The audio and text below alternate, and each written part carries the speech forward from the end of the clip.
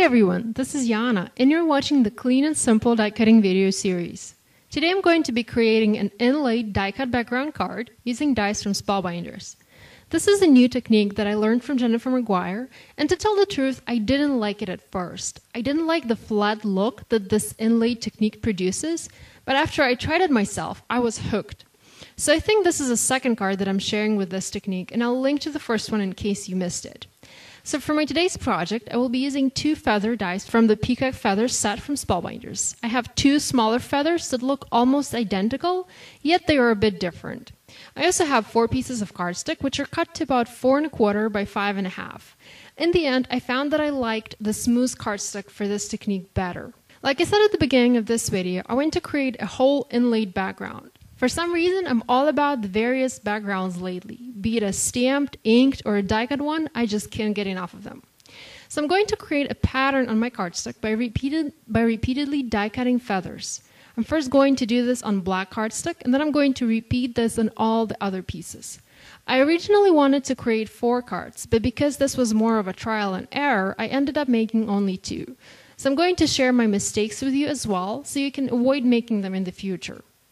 The entire die-cut process took me about an hour. I die-cut feathers one by one on my cardstock, and I also embossed the die-cut pieces. I did not emboss the background though.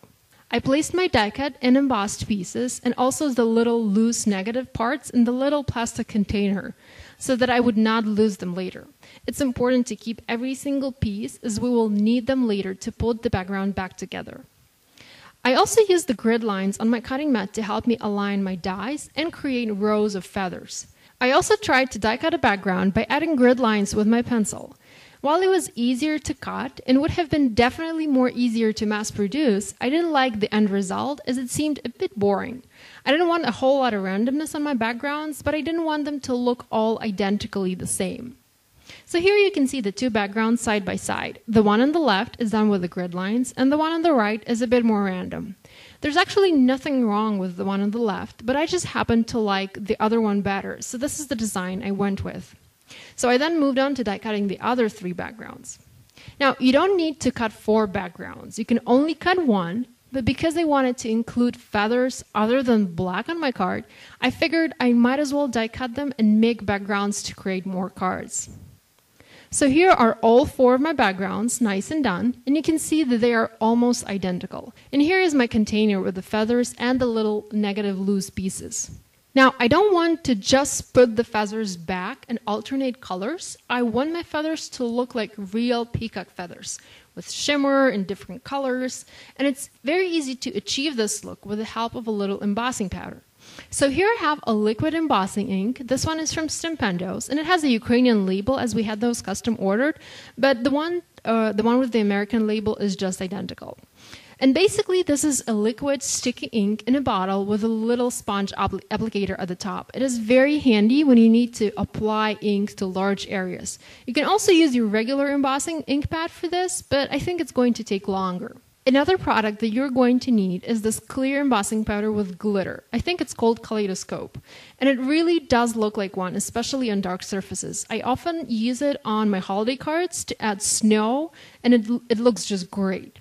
Now, I don't want to heat emboss my feathers one by one, as it's going to take me forever. So instead, I'm going to tape them down to a piece of paper and heat emboss them all at once. I'm using some repositionable adhesive from Scrapbook Adhesives to tape my feathers down. Sorry, my head was getting in the camera there as I was adding my feathers to my paper. So one by one, I added almost all of my feathers to this paper, and then I covered them with the clear embossing ink by quickly tapping the bottle on top of the feathers. I was getting a lot of the ink on my backing paper, but I really didn't want to spend a whole lot of time embossing every single feather individually. So after all of my feathers were covered with embossing ink, I added the clear embossing powder with glitter on top. I did get a lot of the powder on my backing sheet, but there really is a lot of this stuff in the bottle, so I didn't feel like I was wasting much. But if you want to make sure you don't waste any, you will probably need to do this one by one. I then used my heat tool and heat set the powder. And melting the powder, you can see how cool this begins to look. I now not only have the shiny, glossy finish, but I also have a nice multicolored shimmer look to my feathers. It really looks cool. To make adhering my backgrounds and my feathers easier, I cut 4 pieces of white cardstock and covered it with double-sided tape. I'm now going to adhere my backgrounds to each and start filling in those with feathers. This way I don't have to add glue to all the individual pieces and I can work a bit faster. So I'm going to alternate the colors and include all 4 colors on each of the backgrounds to make my card a little bit more interesting. So here are my backgrounds almost ready. I've added the feathers and now I just need to add the little loose negative pieces to complete them. After this is done, I need to add some sort of pressure to make sure the double-sided tape catches all the pieces and so that they stay put. It really depends on the adhesive tape you're using. Some are very good and will hold just about anything, but the one that I have didn't seem to want to hold the feathers or the small pieces, so I decided to add pressure with my die cutting machine. So I first used the embossing sandwich and completely ruined one of the backgrounds. The pressure was just too strong and some of the pieces moved, ruining my background. So don't do that mistake. I then decided to add less pressure by using a cutting sandwich. And I also decided to use a die from the Matting Basics set from Spellbinders to trim my backgrounds down a bit. This worked like magic, and I not only created perfectly even backgrounds, but I also added enough pressure for my double-sided tape to hold everything nicely. Now, to create a sentiment for my card, I picked this gorgeous set from the Clearly Besotted and stamped "You Tickle My Fancy" using the white embossing powder. After I die cut my background to a smaller size, I noticed that some of the white cardstock was showing on the sides. So to cover that up, I used matching markers to mask it and just added colors to all the 4 sides of my background. So I used a distress marker and then I used a Copic marker for my black and purple backgrounds.